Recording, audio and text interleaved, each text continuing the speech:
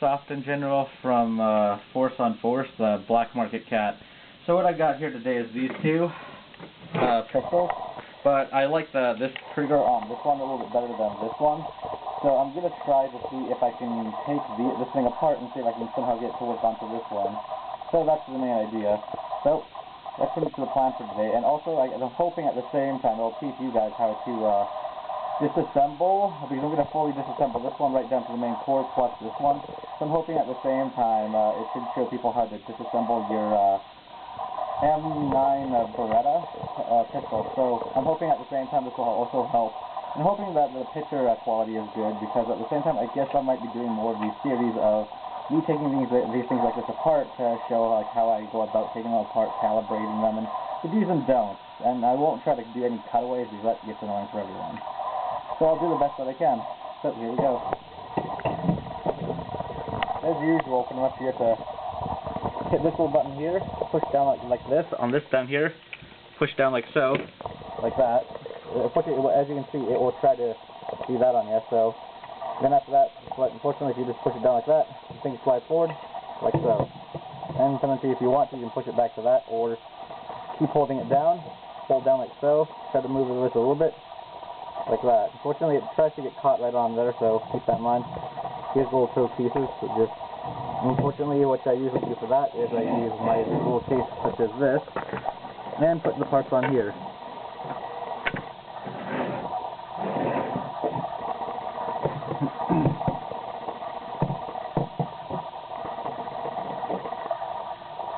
Now the usual part is taking apart the handles.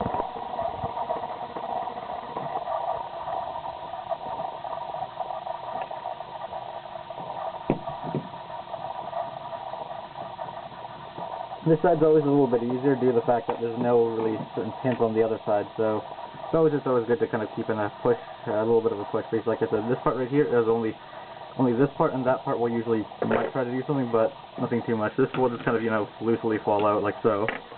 This part has a little spring, so you always want to put like your thumb right around here. Slightly try to kind of pull up a little bit like so, but fortunately like this one's a little bit different, so it looks like it's going to be a bit of a little stickler. Yeah. As you can see right there.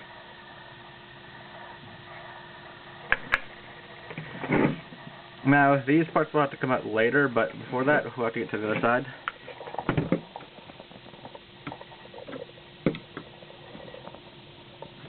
Now this is where you kind of want to push with your main finger and your thumb kind of right around here on both of them, because there's usually sometimes a spring right around there, so it will try to shoot off, and that is kind of a main part for your weapon.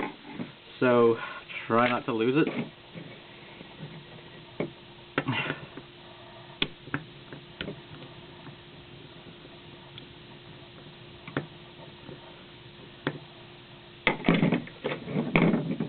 And to avoid it, now push down with your other hand, like so, and slowly try to kind of inch that off like that. As you can see, it kind of popped out because the spring tried to pop out.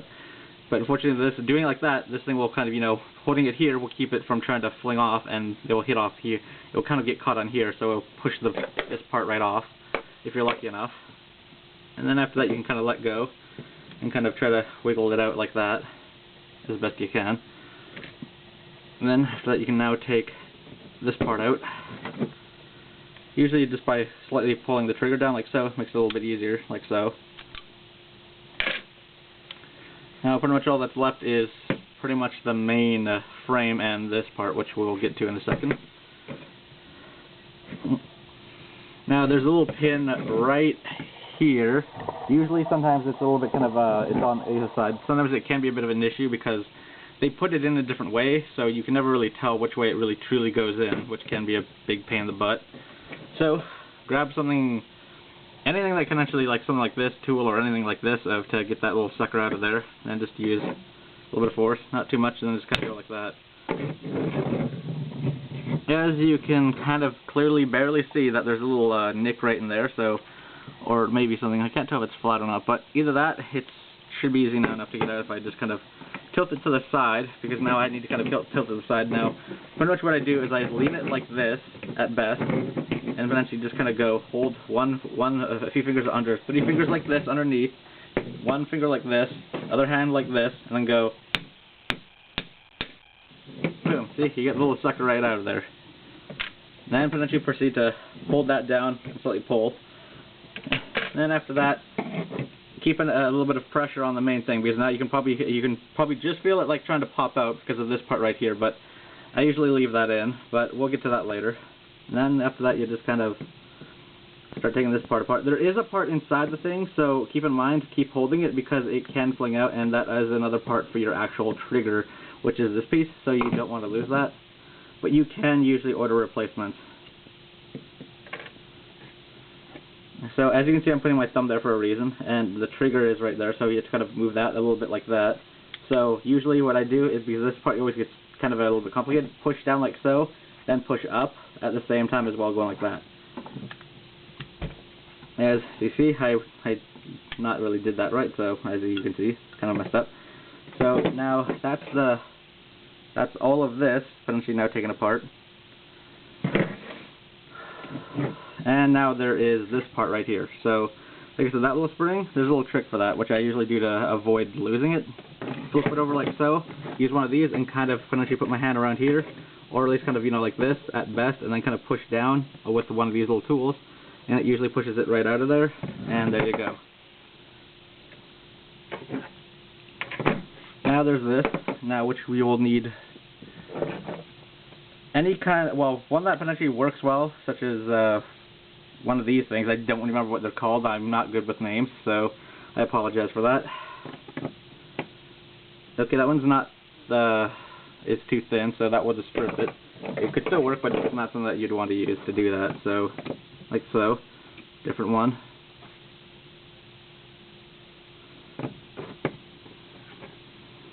Unfortunately, there's not much you can really lose here, so if anything, you don't need to worry nearly as much, but still always be a little mindful.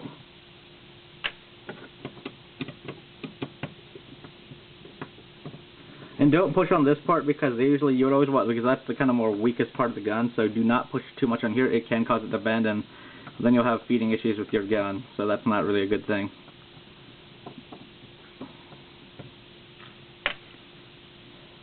As you can see, this will not fit that, so unfortunately, once again, I'll need something smaller, such as one of these little, almost like these kind of screwdrivers. That's what I actually use for my, what do you call them? Remote control cars. It's actually an old remote control car or something. I don't remember, but I use it for remote control cars. So this is a different size, so you use that for this little sucker right there. As usual, they're a little bit of a pain to get off because they're usually quite stuck, or they're really, those ones are always usually the most tightest. Unfortunately, this was a CO2, and I got it from actually Capital Airsoft from somebody. Thank you for the trade. I really enjoy this, but I am going to take it apart because I want some of the parts to put in this, and hope that I can. Now afterwards, potentially, now since they're all bond, just kind of slightly kind of put two fingers right here, and then kind of jiggle it like I just did, and as you can see on camera, it just kind of came right off. And that's pretty much that in a nutshell. So this, make sure that it doesn't fling off, and that's why I usually do it that way. So that's this little thing doesn't go flying out. Then after that, put your one thumb here, push up, it will come undone like that. You're good now to take it apart like so. Take the little pin and put it in your little tray, which I have right over there, as you can clearly see. And then after that, once you come back to the main little part here, start taking these parts apart. There's a little pin, like a little spring right in there. So I'll try to get a better close-up of that right now. I'll maybe take that little part off as well. There's a little, this little guy, which also helps it kind of, do that. And then pretty much just take it out here, like so. Then this one. Make sure that the pin doesn't go lost, so that's why I put my hand like that, because that way this potentially a little spring doesn't go flying off on me. Now this little piece could come out, but it looks like it's really in there, so nothing to do much with that. Now I got what I wanted, which was this piece right here.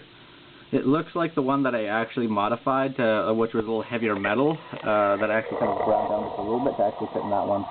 So luckily enough, this should probably fit already in that one once I probably take out the parts that I modified a little bit and cut down to actually get it to work with the current one. So before that, I am now going to take this one apart, my heavy custom, and get hopefully this little sucker on here. So we'll start that next in a second. And unfortunately, what you asked in general, what now am I going to do with that one? So what I'm going to do is take some of the parts and some of the other older parts that I have to make a new one, and I'll even do that if the memory card allows me to, and if it doesn't, then I'll potentially have to make a two-part video where I get a different memory card, but unfortunately we'll go as long as we can before the memory card dies. Or the battery runs out. Alright, let's go back to it.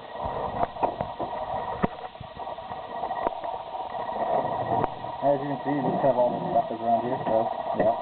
To make sure I don't lose anything, I usually put them in these little kits into my little tool case over there, as you can totally see.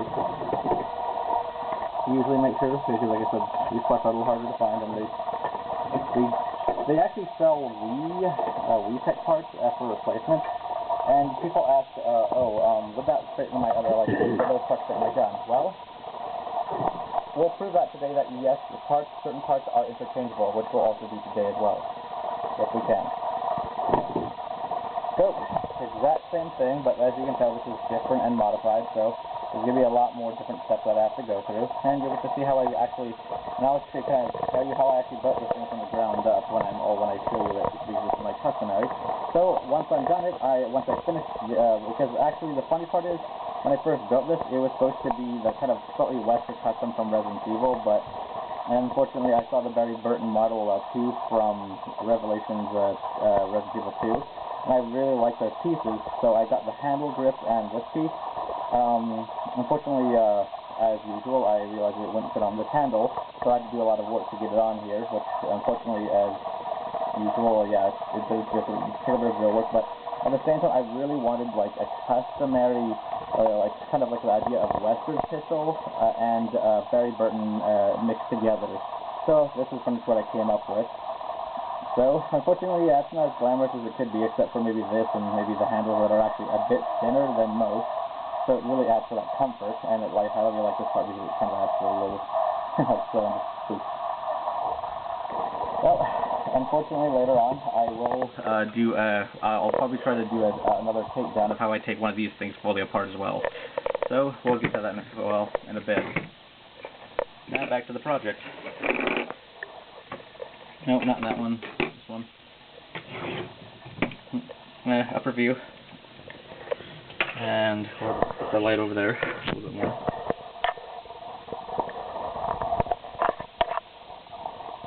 Actually, no, I shouldn't even be starting on that part just yet. I should actually be starting on the upper receiver because this is one of those ones. So, mistake already. I'll have to use one of these with one of these little toolkits right over here. Come on, sign over. There you go. So, unfortunately, I'll use this one later. But now I'll probably need one of these little suckers to fit onto there, which would be this one right here.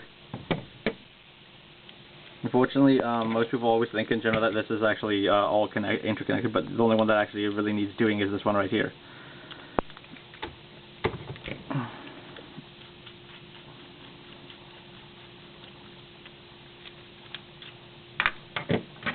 Fortunately, I'll put those off. I won't put those in the same basket, so I'll actually keep them open on the main tray. But as you can see, but unfortunately, like I said, I won't lose any of the parts, and I don't really plan to do with any of this. So even though it is my customary, if I lose parts, I lose parts. Nothing too big. So as you can see now, it's like that. Now, same as usual. Push down like that. Push like that. Things start to slide forward, like so. And then as you can see, I actually had to drill those pieces out to fit the screws in. A lot of really, really hard work. It was not exactly easy. I had to be very careful not to eventually screw it up, because if not, in general, the gun will still function, but it wouldn't be really, really perfectly straight. And at the same time, it would have, if it didn't fit right, then potentially it would have just it would still function, but now there'd be two giant weird-looking holes at the bottom of my gun, which would have looked kind of ugly. But that aside, I got lucky on the first shot. And as you can tell from one of my other ones, which I will show you later, but it was actually kind of a secondary if I screwed up. So, usual, same process. I can just leave that as is because it doesn't really too much matter because it's just a main part of the gun. So, as usual, push, kind of slowly pull up a little bit once it gets to here, and it kind of loops on this little edge right here, so just like that. So, then, like that.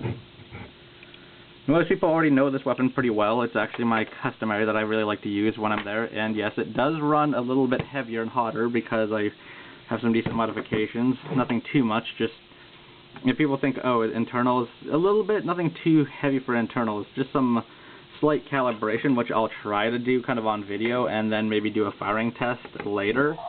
But until then, we'll just have to, you guys will just have to wait and then enjoy the show.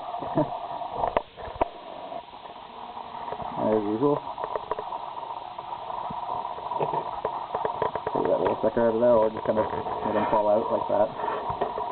Same as usual, put your thumb here, try to kind of keep going like that until you feel the little spring hit your thumb like so. Fortunately, once I get through this, I'm gonna now show you the different panning parts of this one. So you like the same part, but that you see that there's this little part right here.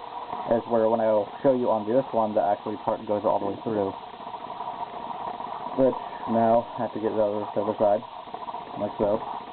As usual, put my main finger here, around here, and here.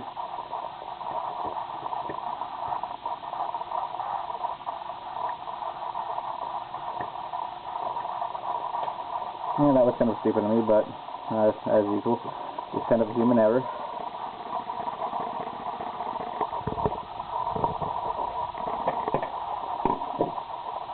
Push down like that, see, it does it automatically, and as you can see, it tried to, since I did screw up earlier, it did try to fire out, but unfortunately, since it was kind of caught under here, I got lucky.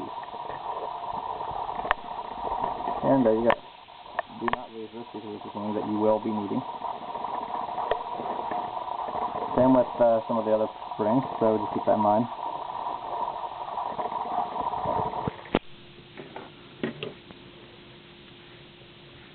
As usual, push down like so, then pull up. There you go. And pretty much like I said, now it's just kind of, you know, the main, really lowest form. But as you can see, it goes all the way to the side, which is usually kind of, I'd say, standard for WeTech. This is a WeTech, and I really enjoy my WeTech types. Unfortunately, the funny part is it just kind of came with that little black part. I thought it when I first took them apart, I thought it was going to be silver, but it wasn't. But yeah, he was complaining. You can't even see it under the little lip piece, so yeah, I can understand why. Now flop it over. Do the usual, like so. Get the little sucker right in there, and start turning that sucker. Unfortunately, I should probably get a little better view of what I'm doing. Sorry for that.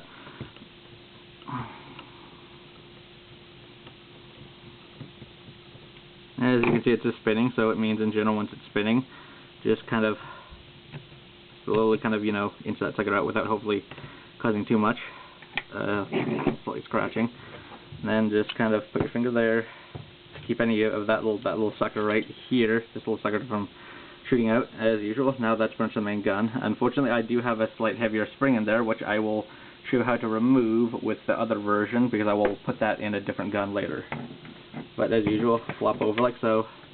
Use your little sucker from earlier, which is one of these, or anything like a screwdriver, but I usually preferably use something that with a flat piece like this. And then just kind of put your finger down there, and then kind of push, and then just kind of let it fall into your hand, and then just kind of let it fall out onto the table.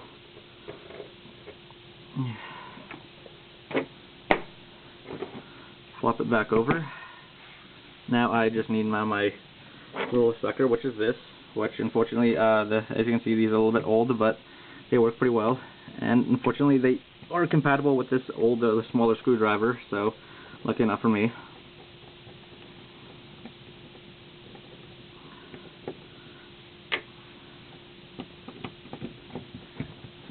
These are different, different screws.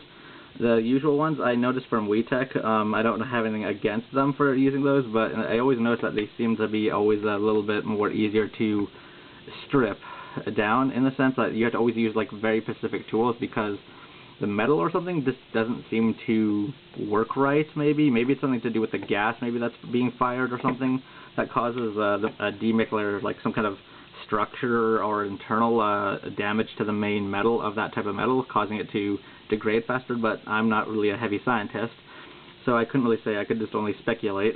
But now, as usual, keep my two fingers here, kind of have my thumb around or other finger here, and then just kind of, you know, push up and kind of, you know, wiggle the back part until it feels like, until you hear that click, and then it should just come right off like that. Same thing as usual as the last one, just unfortunately I will only take that down like so, and now this sucker is now going to be in place of this one.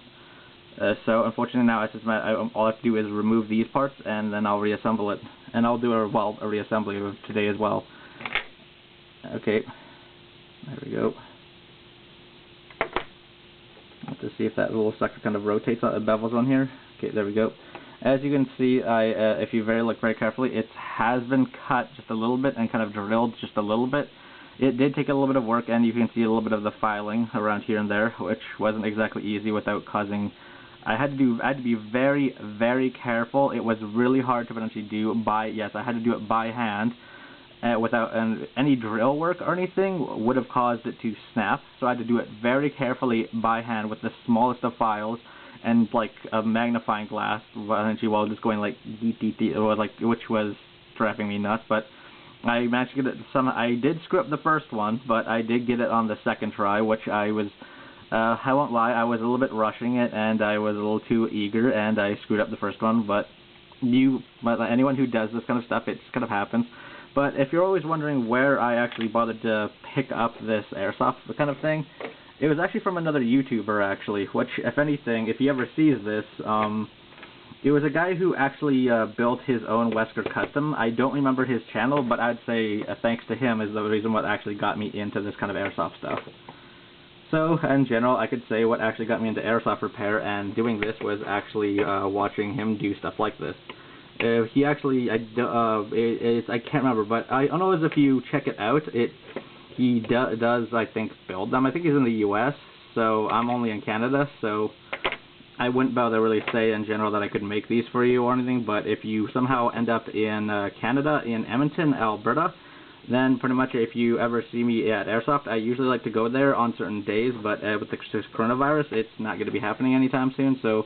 But as usual, I just plan to, you know, work on my projects like this, and, well, when I finally go back over there, I'm probably planning to sell my stuff again as usual. I sell, I buy, I sell, I trade, and I even trade down for broken airsoft. So let's just say you have a few broken pistols, let's just say 5 of them, and for whatever reason I think they look kind of cool. I don't really trade on value, I trade on what I really want to some degree, but if you're going to trade on value, if you're going to say it's broken, what can I get for it? I'll just be really outright honest. I'm probably going to say not much, because in general, if you're going to say it's busted like that, I have to essentially go on principle of giving you like the worst kind of price possible. But now if you say I want to sell it to you as parts, then technically it's because now it's got more value, because every little thing that is now broken or damaged is now potentially considered a little part. The wires, everything, or potentially internal parts like these little things. So therefore, it's best usually to bother to sell it to me as parts, not just as a main broken rifle. So if anything, I'd say at that point you're better off just saying, hey, can I trade in general parts for maybe something working? As you can see, I'm just filling and talking, but as you can see, I kind of did that little over there. So fortunately, sometimes it's not usually as easy to hold them there, so I'm actually surprised. But that aside, there we go. As you can see, now I got my new skeleton trigger on, which I think looks really cool. Which actually, if I remember correctly, like they did release a Wesker type, which I think was made by Tokyo Marui, if I remember correctly. This is just my own answer for a metal version without the extended beaver tail, which I have to admit, the beaver tail on that one I really like because it's extra long and, well, it looks really cool, so in my mind it looks really awesome. But this is my own answer to my own, very own customary Weskers version, which, like, the guy, he made one, and I don't remember his channel, but he's the one who got me into this. And I know at one point he said, oh, if anyone builds their own customaries, he would like to see them. So if you happen to see this, I would actually say, well, you got me into this, and this is my own response to what you said, I think, during the video of like, hey, show me what yours is going to look like. Well, this is what mine is going to look like. So you kind of got me into the aspect of this, which I will thank that for that, because, well, we're the skeleton trigger. Like I said, I just ripped that off of a CO2 gun that I got for trade, which I know it's, if anyone wants to build these, I would say I will not build them for you, but I could possibly, if you really wanted me to. Obviously, I'm gonna have to charge quite a bit, because, like I said, these kinds are kind of a lot of work, and just the sheer labor.